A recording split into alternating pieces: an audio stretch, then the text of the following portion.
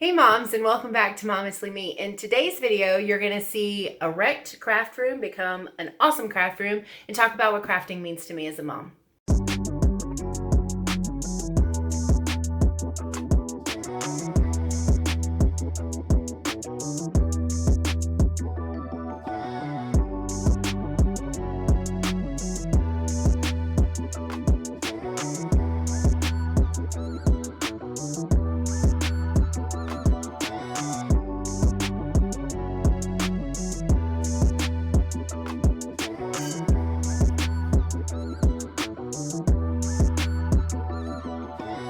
So yeah, I took a video of the mess that is the craft room before I fixed it. So here's the tour before.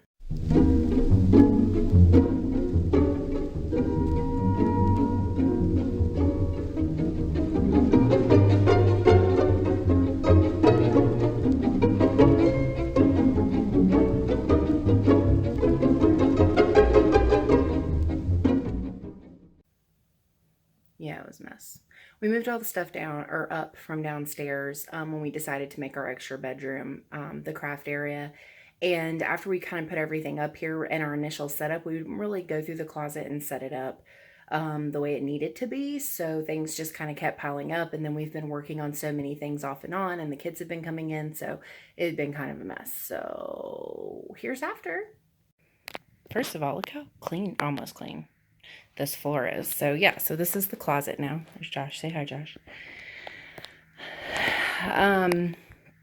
Yeah, so the top of that is going to be working projects slash finished projects. So that's some letters that I've done, some really cute Momestly Me shirts that we just did, the other letters for another project that I'm doing, you know, exterior paint, acrylic paint, and my paintbrush set, some aprons and mask that we're going to put stuff on, pipe cleaners, markers, spray adhesive, yada, yada, yada.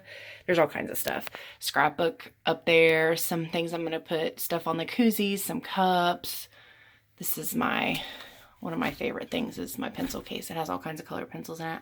Unused toddler shirts, and then the unused adult shirts. Yeah, and then in here it's got all kinds of stuff. So shipping stuff is under there. Scrapbooking and fabric stuff is in here. Extra boxes for my Valentine's Day. Gosh, I don't even know. Some more shipping stuff in that really bottom one, and then like fabric markers and paints. And then this is some stuff I got to do Ollie's scrapbook that I haven't started on. Fun fact, this is the page I was keeping track of my contractions on the way to the hospital. Thought that'd be kind of neat to add to Ollie's scrapbook. So that's the closet. That's the O that I made Oliver that everybody signed for his first birthday. Those are two giant posters. There's a lot of stuff in here.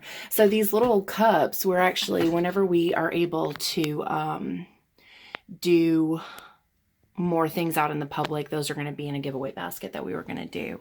And yeah, and here's the craft room. As you see, we still have some filming stuff in here. The rest of that will go downstairs, but we still have a couple of things to film up here before we move down to the studio officially. Here's my excess vinyl. It's all sticker vinyl. Here's our other stuff. This just has Cricut supplies, all kinds of things in it, like just, I might as well show you at this point. Yeah, so all kinds of things. Markers, tools, keychains, extra scissors. This is a miscellaneous drawer. It has a bunch of random stuff in it. This is all of our sticker vinyl minus the stuff in the thing I just showed you. And this is all of our HTV and then all of our scraps. Beautiful Cricut maker. Cut thing, obviously. Yeah, those are our cutting board things for our Cricut. These have an abundance of things. Some of these are project stuff that we're working on right now. Yeah, all kinds of stuff. This is vinyl that's going on stuff, or we just extra pieces that we have. It's got all kinds of things. All of our paper products are in here. In the shadow. You know, just notebooks, envelopes, cardstock, all kinds of good stuff. Ugh. Studio stuff's in here currently. This is my pain in the butt press that we're waiting to get fixed. Press mat, hot glue gun. Look how cute the mini press is. It's a little baby one.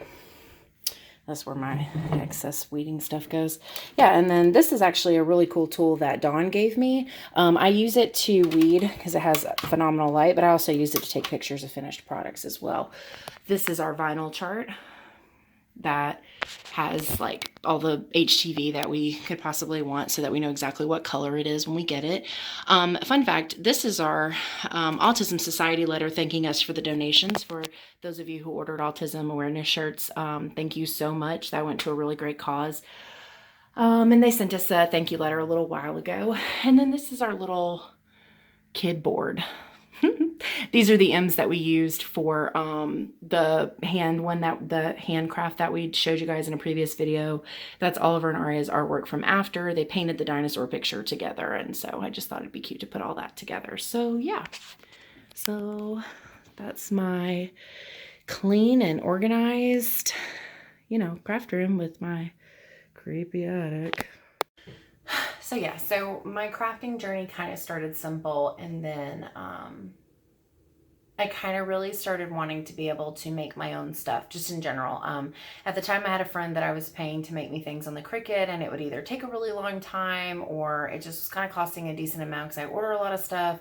Sometimes the quality wasn't as good as it should have been, maybe. Yeah, so I started talking about wanting to get a Cricut, but they're kind of expensive. To get the, like the one that I got is expensive, and without going too much into that part, I am just very lucky that people love me the way that they do. So I have one, and I have an amazing press, two presses, I have two presses, and I've just been really lucky to have those things. And so I just started doing more and more. And I did a couple of paint and sits when I was pregnant. Both of them were when I was pregnant, and I had so much fun, and you could tell what it was. Like, I did an okay job. But I actually really like the way painting makes me feel. Like, even though I'm not very good at it. Like, I mean, that's the gist of my painting. But, I really like the way that it makes me feel. And I started to kind of just realize that I used to think that the hassle of doing crafts and projects was too stressful and overwhelming, and it just was like too much of a bother, and I'd rather just pay somebody to do it for me. But I started to learn that I had a pretty big love of it, and it was really fulfilling to me in a lot of different ways. And so it just kind of transpired that way. And in terms of, we always talk about how we lose so much of our identity, and we struggle to maintain our identity after we become mothers. But I don't necessarily know how often we talk about the pieces that we find in ourselves that we didn't know were there, and not always related to being a mother, but just in general. I didn't know that I was a crafter. I've known that I've always been able to come up with ideas, and I have a creative mind, but to be able to put it into something like the things that we make, it's just really fulfilling to me. It's a very important creative outlet in my life. And, I lost my job recently because of a reduction in force. And, on those really hard days for me where I'm really struggling, or if I had a really hard day with Oliver, or days where my mom guilt is really heavy and I feel like I didn't do the best that I could, or if I feel like a bad wife, or if I feel like I'm not being a good friend or a good partner, whatever the situation is, there are times where I can come in here and work it out while I'm making something. And it can be, something as simple as like a t-shirt. I mean, almost all of my t-shirts are shirts that I've made. I just recently did a cup, or two cups. I had to redo them because the beginning of my vinyl skills were not very good. But anyway, and like I said, I really enjoy painting. I really hope to find a way to paint more, because I really love it. Like, paint, there's just something so therapeutic about it. But it's really just come down to, like, I used to always, Rick is like a hobbyist. Like, his hobby is having like a shit ton of hobbies, and I've only ever had the one. And as I'm getting older, it's getting really difficult to find reliable writing partners, people who are really into the writing world for things that I'm interested in, and it's getting really difficult to maintain that hobby. And so it's kind of weird to have a hobby. I've had the writing hobby online since 2003. It's really difficult to feel like you're losing a piece of yourself and you don't have anything else to really lean on. Like I mean, I play games. I like video games. I play games with friends when we have people over, or, like me and Melinda have played card games and stuff when we used to live together. And of course I play with my son all day, but like I'm glad that I had something that kind of naturally came in and kind of filled that void for me, because I think it's really important. I think it's not only important to my identity, but it's important to my sanity, for one. Because like I said, it's really therapeutic. Even if I'm not painting, all of it is. It's creating and making something, and then it's something, I guess, that you have like a little more control over. Don't get me wrong, we have a lot of problems when we do crafts. Like every time we do something goes awry. But it's something that you have a little more control over, but it has a fast, or I guess like a quicker end result of feeling proud and happy and like an accomplishment. And it's just become such a big part of my life that, like, I don't know what I would do without it.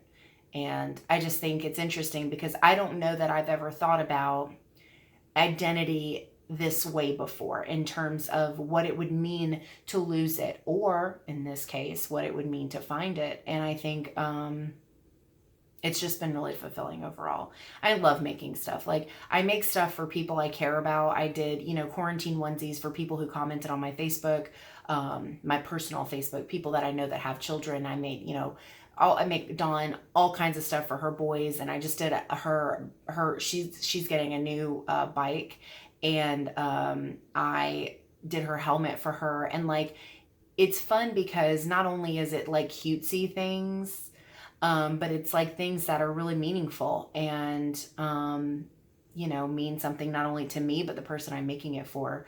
I made Aria letters right around the time that she turned 1 into mermaid theme. And do they look like they were mass made in a factory? No, but they're handmade and they're special, and I put a lot of love in them, and they meant a lot to Melinda. And when Aria's a little bit bigger and understands, they'll mean a lot to her.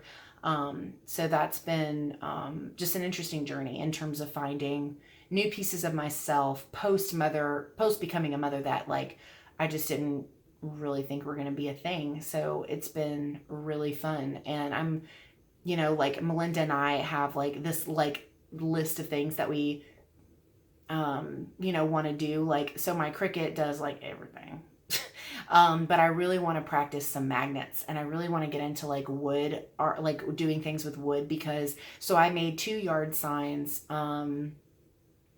I made one for my in-laws and then one for myself. It's just kind of this positive, uplifting message. This was several months ago, so it was right when the corona stuff got really bad and people were in really bad place. Of course, that was before the other stuff happened, and now everybody's in a worse place. But I made yard signs, and I hand painted them. I used vinyl for the letters on mine and the letters for hers, but all the flowers and the decals and stuff, or the details that I did, were all hand painted.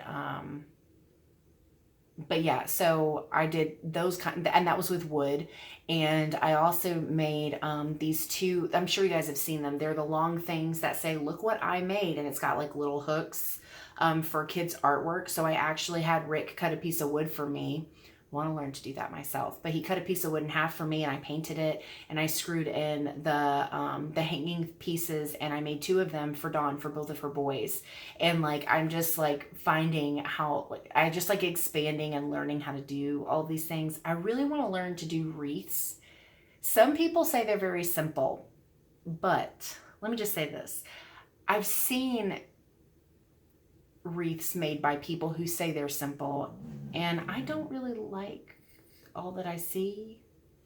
I don't think when it comes to making things creatively that it's necessarily like an ability to do it. You have to have the vision, and like, I don't know, like, I really want to get into wreaths. I think wreaths would be a lot of fun. Really like to make a Seahawks one from a front door. But anyway, so yeah, so there's plenty of things that like I hope to get into, but it's just been really interesting learning this part of myself and getting really comfortable and just having something that's mine. you know, when we bought a house, we knew Rick was going to have a space that was his, but now I have a space that's mine and doesn't have any icky boy stuff in it, except the dog. So yeah, so it's been really fun. So, you know, hope you liked seeing the craft room. There's a lot of stuff that happens in this room. This is where we film. This is where we're currently filming. The kids come in and do crafts. The little dinosaur painting that's on the canvas that I showed earlier is something they both painted in here on the floor. And this is, of course, where we did the handprint artwork that we did. And yeah, so that's our craft room. And that is the relevance to Momestly Me. I just, I think it's an important piece to talk about identity outside of motherhood. So there we go. That's all I have. So yeah, so make sure that you like this video. Let me know what you think of these types of videos. If you like seeing these little like into our minds or into our lives kind of thing, let us know. Leave a comment if you have a craft room or a she shed. That's going to happen in the future. I don't care what anybody says. Make sure you're subscribed, hit the bell so you get notifications when more videos like this come up. And yeah, check us out on social medias at Momestly Me, Twitter, Facebook, Instagram, and that's it. That's all I have, I think. So yeah, so thanks for watching our video. Share it.